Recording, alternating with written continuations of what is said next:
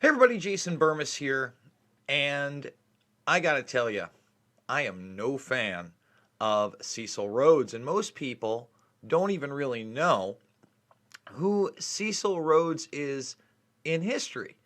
And I think that's a big problem. However, recently he was actually with a petition of only a day through Black Lives Matter, despite a 5-6 year campaign to get Cecil Rhodes' statue removed from this university. And by the way, if you're seeing me in YouTube, let me know, because YouTube's live stream thing is extremely odd. I may end up having just to re-upload this video. You let me know in the comments if you can see me, if you can't. So anyway, Rhodes himself is really the epitome of globalization, unelected bureaucracies, and grooming those towards globalism. Yes, you guys can see me? Awesome. Very cool, guys. So I actually had a section on him in my film Invisible Empire we're going to go over. Now, before I show you the article, before I make both arguments, because there are some that'll say, and it's made here, that we should not remove our history, we should remember it and learn from it. And I agree. I agree with that. But at the same time, this isn't mob justice where they went and they ripped the statue down. I think they should take it down along with what they want to, and then they should put it in a wing of that college and expose what this guy really was.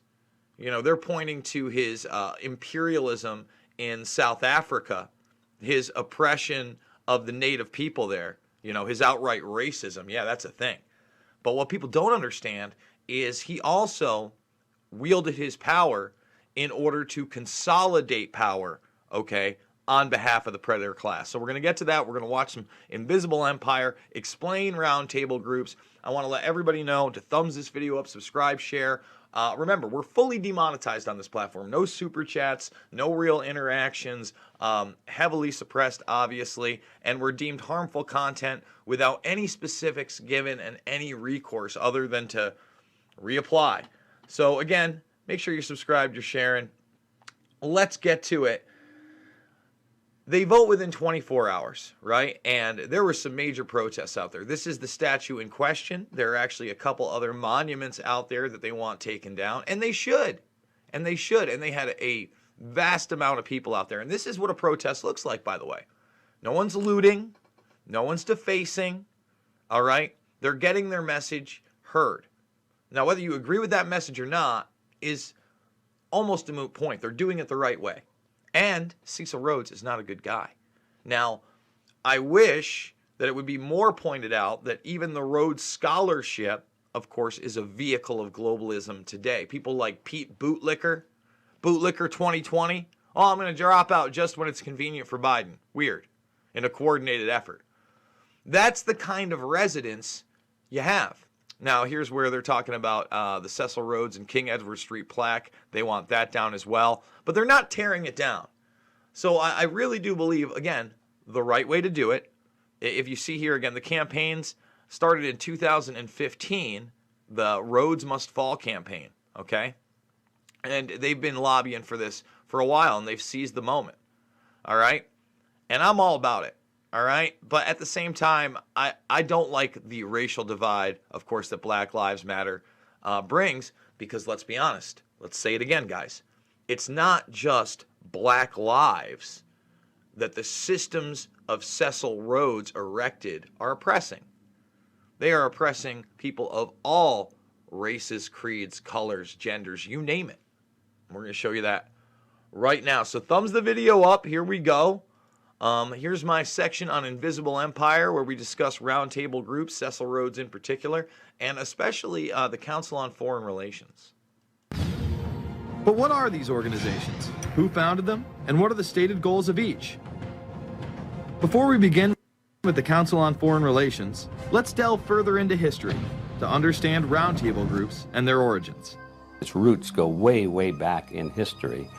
And they go back to the formation of a secret society, a secret organization that was created by Cecil Rhodes. Very powerful and very wealthy individual. And people have heard about him in history, and they know about the Rhodes Scholarship, And they think, well, isn't that nice? They don't understand at all what that's all about. Cecil Rhodes, when he died, left his great fortune not to his family, not to his heirs, but for the creation of a secret society. And we know about this because there were some people very intimately involved with this organization who wrote about it. One of the best authors on this topic is Professor Carroll Quigley. He wrote several books, and Tragedy and Hope is the best known of his. He described in detail this secret organization created by Cecil Rhodes, and he explains in these books he knows about them because he was invited by the organization into its inner circle. He was never a member of it, but he was invited in as their historian. And let me stop you right there, because the Bilderberg Group has done the same thing. They've brought some people in particular, not only to proselytize for them in the media, right, like Neil Ferguson, but also to write their inner history. Okay? That's real. And again, Tragedy, Hope, it's a thick book. A very, very thick book. And this is what I began, after I establish in my film Invisible Empire, there are a lot of powerful people throughout history talking about a quote-unquote New World Order in those terms, okay? And what it means to each of them, their little clips and bits, and, oh, Jason, you're taking them out of context. I then bring you into Cecil Rhodes because it is so important. And, you know, G. Edward Griffin, God bless his soul, still doing it to this day, articulates that so well. And he was allowed to see their secret records and papers and study them for several years. And he knew all the important players, and he understood what it was about, and so he wrote these books. It's an amazing thing because he laid out in great detail what the purpose of the organization was and how they were the major players in all of the big international events since and including World War I. The bottom line is that you take the roots of that organization and you find out that they created in all of the British dependencies what they call roundtable groups. And then around those little roundtable groups, they created front groups.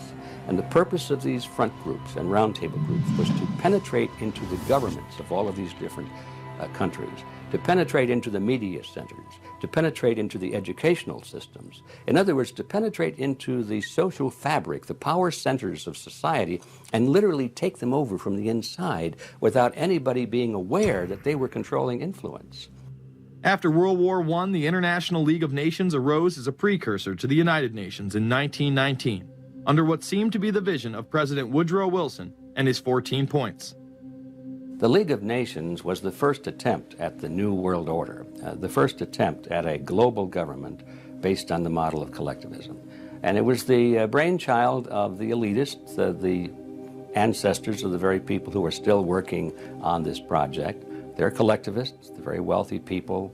They're the ones in this country who dominated the powerful tax-exempt foundations, like the Carnegie Endowment Fund for International Peace, the Rockefeller Funds, the Ford Foundation, and groups like that. And groups like that, and now the Bill and Melinda Gates Foundation, the Heritage Foundation. These are the ones that are now erected, doing the modern day work, picking up where they left off. These supposed philanthropic, benevolent organizations there to help people are not there for that reason at all, and never were. And that's, again, why I feel like, as much as I'm happy that these people are doing it the right way and that these things are being taken down, we should not forget our history. We should very, very, very much so put these statues in a room in that university and not just talk about the racial oppression that Cecil Rhodes was a part of, but what we are discussing right now, because it goes far beyond race, I assure you. I assure you guys it goes far beyond race. So let's continue into this section through the Council on Foreign Relations part. These people were on record, even way back then, that they had to have a new world government, and they dreamed of that being embodied in the League of Nations. And they were solidly behind it. And that was one of the reasons those people encouraged the United States into World War I, was because of the crisis of World War I, and that would also condition Americans to thinking of making big changes in their system, because we certainly don't want another war like that, do we? There's that fear angle again. And they thought, well, by being in World War I, then we would be a major participant at the table to carve up the world and create a new world government. And that was to be the League of Nations. Well, what happened to it is that the American people didn't really go for it. Wilson was aware of the elite and their control over society. In his book, The New Freedom, published in 1913, he discussed such a group. Since I entered politics, I have chiefly had men's views confided to me privately. Some of the biggest men in the United States, in the field of commerce and manufacture, are afraid of something. They know that there is a power somewhere so organized, so subtle, so watchful, so interlocked, so complete, so pervasive, that they better not speak above their breath when they speak in condemnation of it. Ultimately, this insight did not spare him from becoming yet another puppet of the global elite. In all of the British dependencies, these organizations, the front groups, were called the Royal Institute for International Affairs. In the United States, they chose a different name. They chose the Council on Foreign Relations, but it held exactly the same relationship to this inner society of Cecil Rhodes. Among the charter members were W. Averell Harriman of Union Banking, then President of the United States Woodrow Wilson's main advisor, Colonel Edward Mendell House, John D. Rockefeller, the founder of Standard Oil, banking mogul J.P. Morgan, and prominent bankster Paul Warburg. Well, the Council on Foreign Relations exists today. It's probably the most powerful single organization in America.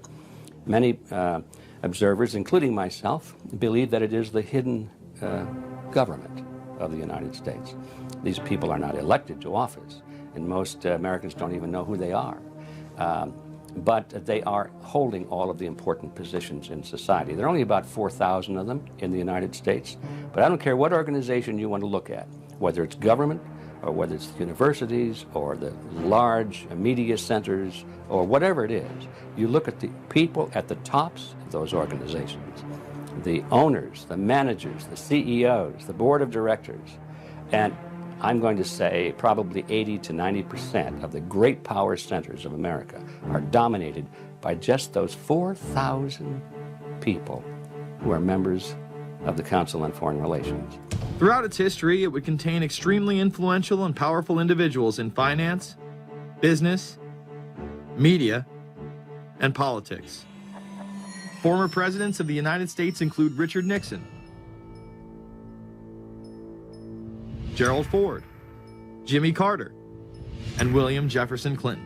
Currently, Barack Obama claims not to be a member, but has spoken in front of the Council and has had his writings published in the Council's magazine, Foreign Affairs.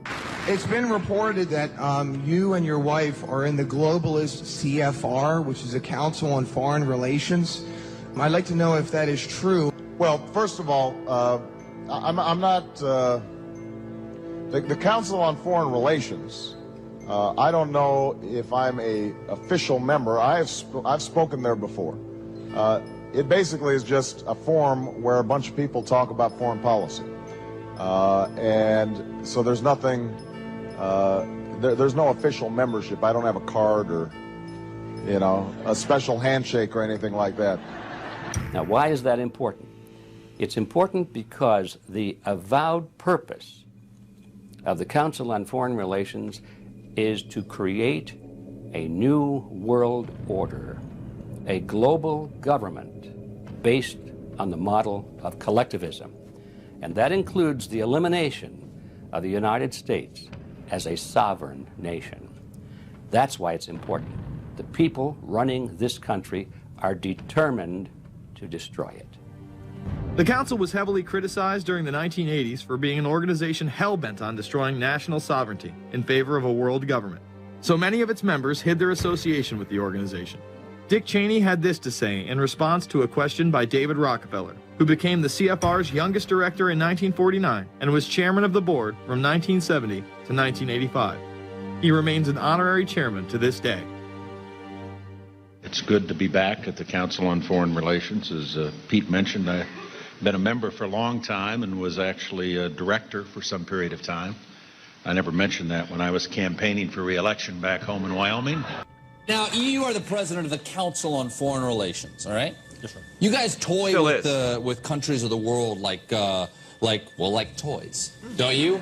You're like the Illuminati, you're the Masons, you control everything, don't you? That's the rap on you guys. What's so interesting now, though, is who's on the chessboard. The toys, if you will, are a lot more than states. Oh. Notice that Mr. Haas does not deny that the CFR has massive control over the geopolitical arena, and instead tries to focus on the separate entities outside of nation-states. Current Secretary of State Hillary Clinton also reveals the importance of the CFR here. But it's good to have an outpost of the council right here down the street from the State Department. We get a lot of advice from the council, so this will mean I won't have this far to go to be told what we should be doing and how we should think about the future. You have these... So we're just going to stop it there. You decide for yourself. By the way, guys, I do want to say that in case you don't know, all my films, including that one, are free right here in the playlist section. You go on to playlist, documentary films, Invisible Empire, New World Order Defined is what you were just watching, but that and Shade the Motion Picture are essential. And I saw some people in the comments exposing Biden then. He's in my film Fabled Enemies. I exposed Biden about 9/11.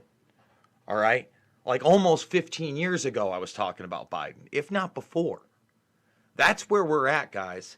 I've been screaming my face off about this because if you noticed, those people there, again, they don't care what our skin color is.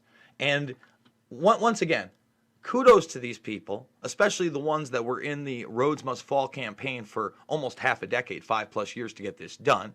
Kudos to those out there peacefully protesting. I just wish that people would realize, yes, you know, Rhodes was a very distasteful character and absolutely oppressed the natives in South Africa. It's disgusting. But he oppressed everybody through his power and wealth. And even to this day, there are more than echoes of that. Remember, Clinton was also a Rhodes Scholar.